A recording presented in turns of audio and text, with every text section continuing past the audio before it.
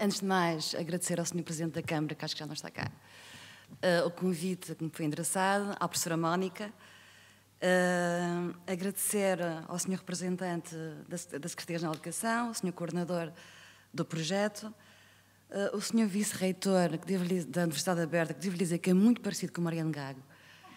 Eu estava ali a olhar para si e a pensar que é a cara do nosso ex-ministro, muito parecido. A quem peço para entregar os cumprimentos do Sr. Reitor da Universidade da Madeira, portanto, e um cumprimento especial ao Sr. Reitor Paulo Dias, que é um grande amigo.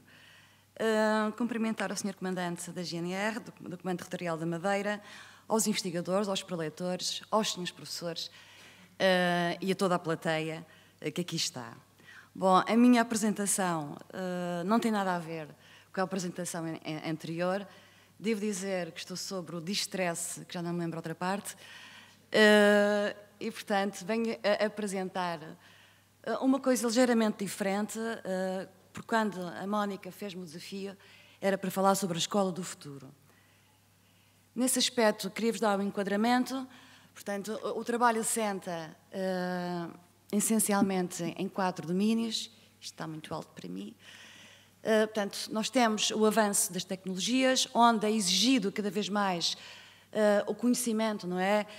E o desenvolvimento de competências digitais. Isso tem implicado nas nossas sociedades a transformação, aquilo que chamamos de transformação digital. Isto exige da nossa parte, da parte dos professores, particularmente, mas também de toda a comunidade educativa, uma resposta. Por outro lado, este avanço das tecnologias tem transformado o mercado de trabalho. Há empregos que desaparecem, há outros que vão aparecendo, muito ligados à questão da automatização, a robotização e a digitalização. Por outro lado, aquela resposta que vos falei, a resposta educativa, implica que também haja uma resposta política. A seta não é ingênua, a seta significa que os políticos, e agora estou mais à vontade, não é? Porque acabei o mandato há 2 dias, têm de facto que ouvir aqueles que estão no terreno, portanto, os professores, particularmente, e todas as entidades que estão envolvidas nas instituições educativas. Em termos europeus, existem 29 orientações europeias, algumas legislativas, outras não legislativas, portanto, porque existem 2 tipos de orientação. Dizer que a área da educação, em termos europeus, é da competência de cada Estado-membro. No entanto, há recomendações, portanto, sobre a educação na era digital. Eu fui a relatora, precisamente, sobre a educação na era digital, pelo Grupo Socialista. No entanto, apesar das 29 orientações, existem factos que nos deixam preocupados.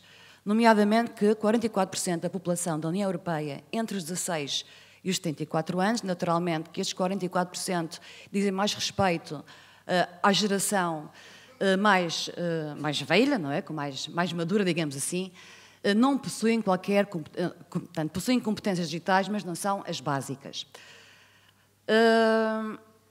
19% não têm qualquer competência digital. Dados interessantes onde mostra que a digitalização está, de alguma maneira, ou tem consequências nas questões de género, que é uma área que me é muito querida. 27% dos licenciados em engenharia são mulheres, 20% dos licenciados em informática são mulheres. Portanto, temos aqui um gap bastante elevado.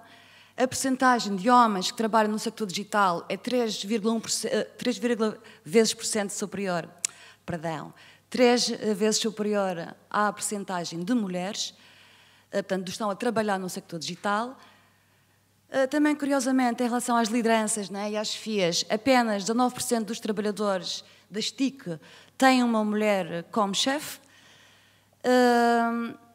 e os adultos desempregados tendem a cair na desvantagem em relação às competências digitais. Ou seja, estamos a falar de desigualdade na era digital. Precisamente porque há um déficit de competências. E esse déficit de competências atinge homens e mulheres, como já vimos anteriormente, mas também grupos, estamos a falar inclusive de grupos minoritários, e, por outro lado, também já o referi, em relação, isto é muito sensível, às gerações. Portanto, também há uma desigualdade e um déficit de competências entre gerações. essa desigualdade, de uma forma ou de outra, vai se refletir tanto do ponto de vista económico como do ponto de vista social, mas também no que diz respeito à dimensão cultural. Isto porque vivemos num mundo globalizado. Ao contrário, pronto, eu não queria pôr as coisas assim, mas ao contrário de muitas visões mais extremistas ou mais radicais em relação à globalização, eu não tenho essa ideia negativa da globalização. A globalização é uma mais-valia, por exemplo, em termos também económicos, mas naturalmente que é preciso proteger aqueles, não é, que são mais frágeis. Vejam, por exemplo, em relação aos direitos humanos. Se não fosse a globalização, nós não sabíamos o que estava a passar em muitas partes do mundo. Por exemplo, vou-vos dar um exemplo muito concreto, foi a questão do Irão. Há cerca de um ano e meio fui convidada para ir ao Irão, precisamente para visitar as cadeias no Irão e das mulheres que estavam presas. Numa sexta-feira, o governo do Irão decidiu prender 20 mulheres que tinham tirado o véu. E eu, na segunda-feira seguinte, ia precisamente para o Irão. E a minha decisão foi, eu não vou ao Irão, porque eu entrar no Irão tinha que ir também com o véu. E eu entendi que chegar ao Irão, mal saísse do avião e meter um véu na cabeça, significaria trair aquelas mulheres. A questão aqui não é a minha decisão, a questão aqui é que eu soube disso 2 dias antes de viajar. Quando é que isto acontecia no passado?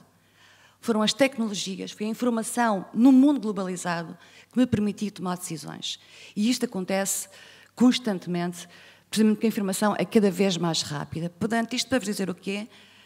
Há fragilidades na globalização, mas também existem mais-valias. Ela pode ser uma arma importantíssima no combate àqueles que não respeitam os direitos humanos. Bom, mas há sempre mais, não é? Um dos mais da globalização e do uso das tecnologias, e eu não sou especialista de forma alguma na área da saúde, mas o que dizem os estudos é que o equipamento tecnológico provoca problemas de saúde e de bem-estar, nomeadamente a privação do sono, sedentarismo e dependência. Aliás, quantos de nós estamos constantemente a ver e-mails ao Facebook ou notícias?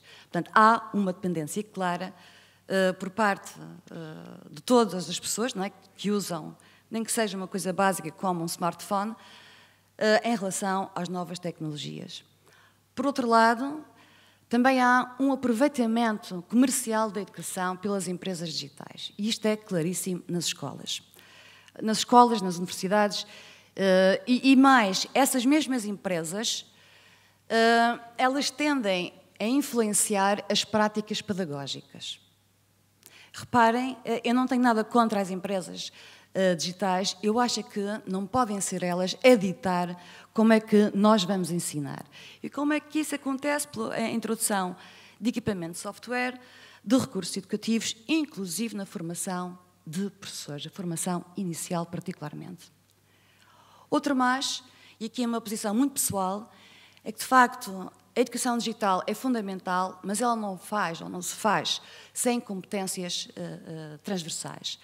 Nós todos conhecemos a pedagogia dos 3 R's, ler, escrever e contar.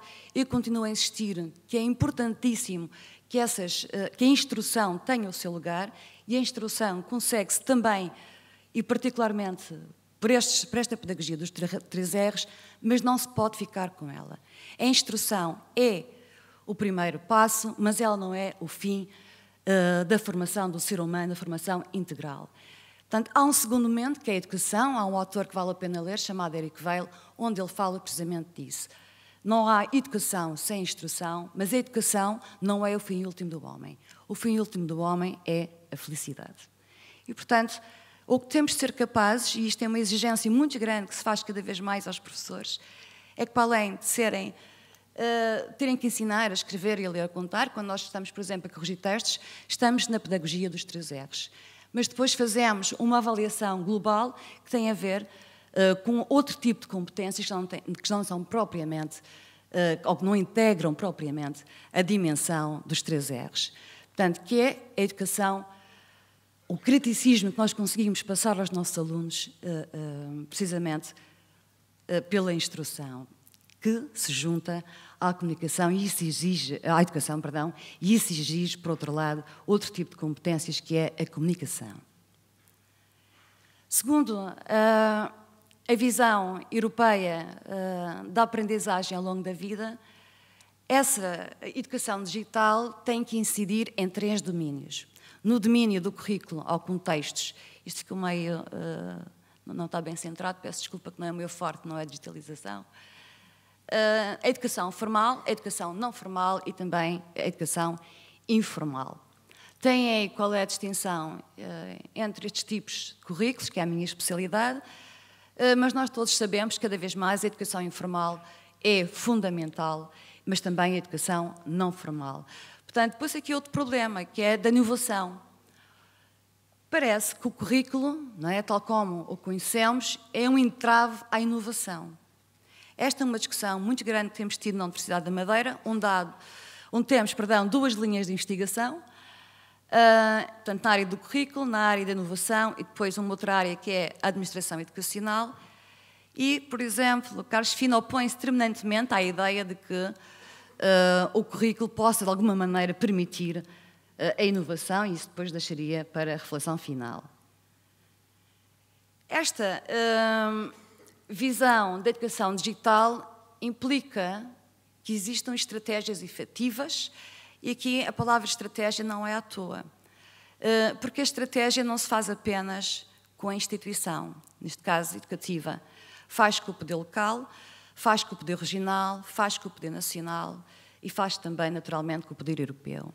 Portanto, e essas estratégias efetivas implicam uma implementação generalizada da educação digital naqueles diversos domínios que falei atrás, do currículo formal, informal e não formal, o reforço, que já aqui foi falado, da formação de professores, porque não basta querer fazer a mudança, não basta querer fazer a tal revolução silenciosa, não, é preciso que os professores sejam envolvidos.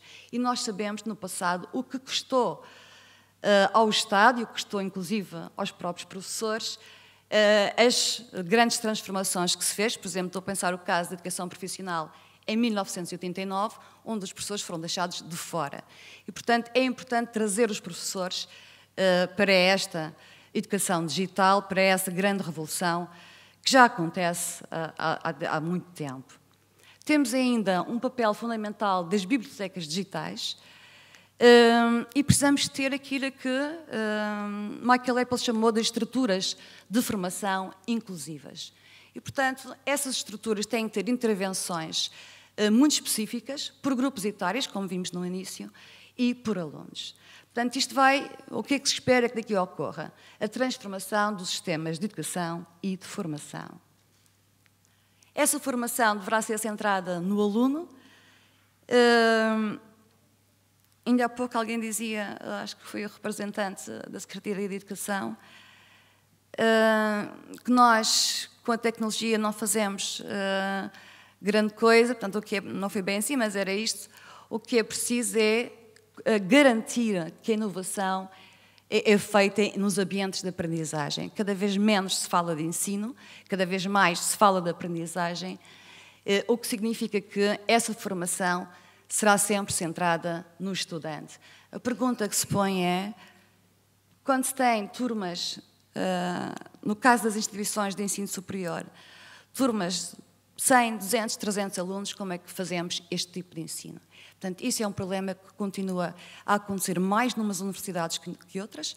Estou a lembrar o caso, por exemplo, de Direito, onde eles entram às centenas. Portanto, isto é um problema. Porque quando estou a falar aqui da educação digital, não me estou a referir exclusivamente às escolas básicas ou secundárias. Portanto, tive o cuidado de falar das instituições de ensino, porque abrange todos os níveis, inclusive formais e não formais. Em termos europeus, esta formação centrada no aluno tem diversos objetivos, particularmente prevenção, o ciberbullying, a proteção de dados, a literacia mediática, a ciberhigiene, a cibersegurança e uma área fundamental, que é o ciberassédio. Nós sabemos o que tem acontecido em diversas escolas europeias, mas não só, nomeadamente de suicídios, devido ao ciberassédio e ao ciberbullying. Portanto, qual é o grande objetivo europeu, qual é o grande objetivo da educação digital, é precisamente uma sociedade, também ela digital, mas mais democrática. Por isso é que existe um programa chamado Safe Internet for You. Daqui irá decorrer forçosamente da educação digital aquilo que nós chamamos de educação colaborativa. Essa educação pode ser feita através de plataformas. E isto aqui é que ocorre, na minha perspectiva, uma verdadeira democratização da educação. Porque o acesso está aberto através de plataformas. Eu posso trabalhar com um colega de Singapura, eu posso trabalhar com um colega do Japão, eu posso trabalhar com um colega que está nos Estados Unidos. E esse acesso é um acesso que vai permitir a criação de conhecimento. Estou a pensar, por exemplo, o caso, já tem uns anos, do primeiro lançamento do satélite europeu, que foi um conjunto de universidades europeias que trabalharam precisamente em rede. Essa educação colaborativa vai implicar que insistamos sempre uma coisa que existe e que está prevista na Lei de Bases do Sistema Educativo, se já estiver em cima do tempo, diga-me, que de facto é aquilo que nós chamamos de educação integral, onde temos as competências digitais, interdisciplinares, mas também não deixando nunca de fora as competências críticas, humanistas. Ao fim e ao cabo, o que estamos a falar são de práticas inovadoras que são um meio e não um fim em si mesmas. Elas são, ao fim e ao cabo, ferramentas de inclusão. Eu vou passar esta parte, que já me sei que estou atrasada. Os professores serão sempre chamados a isto. É esta era digital onde se espera que é aquilo que já fazíamos antes, portanto isto não é nada de novo, que é a educação para o desenvolvimento. A diferença é que agora temos acrescido a educação digital. Os encarregados de educação também estão a ser chamados, isto está previsto na legislação europeia. As instituições educativas continuam a me fazer imensa confusão o uso e abuso do papel, por exemplo, e os encargos que isso tem. E, acima de tudo, já agora, uma coisa fundamental, que é o ponto número 2, a promoção dos intercâmbios transfronteiriços que podem ser feitos através da educação digital. Vocês perguntam, bom, isso é muito bonito, agora, dinheiro para isso. O dinheiro existe. Se nós não vamos buscá-lo, é porque ou somos incapazes ou não sabemos o que aí está. E isso tem acontecido tanto em termos de governação, digamos assim, onde não se tem usado os fundos europeus como deve ser, ou seja, de irmos buscar esses dinheiros. Existem 2 programas fundamentais onde se pode ir buscar dinheiros para equipar as escolas, ou as instituições em geral. Está mesmo previsto na lei, portanto, apoio a infraestruturas físicas de banda larga e dos sistemas Wi-Fi for EU, e nós conseguimos pôr na legislação uma discriminação positiva, é que esse financiamento fosse particularmente dado a zonas rurais, zonas desfavorecidas, montanhosas e, o caso da Madeira, regiões ultraperiféricas. Tem um mecanismo Interligar Europa, tem o Horizonte Europa, depois tem sinergias de financiamento, nomeadamente o InvestEU, Erasmus e o programa Europa Digital. Muito obrigada. Para terminar, é preciso ter muito cuidado de não confundir os conceitos. Digitalização não significa forçosamente inovação, não significa forçosamente inclusão. E para isso eu queria, porque nós podemos, há um colega meu que diz sempre que cada vez temos uma prática inovadora, se alguém tenta replicar, ela já não é inovadora, ela é apenas mais outra. Queria terminar precisamente com a perspectiva de Carlos Fino sobre inovação, onde ele diz que a inovação é uma ruptura de natureza cultural. Se tivermos como fundo as culturas escolares tradicionais, para olhos assim, viciados pelas rotinas escolares tradicionais, é evidente que resulta complicado definir inovação pedagógica e tornar a definição consensual. Aliás, se a inovação fosse heterodoxa, não era inovação. Muito obrigada.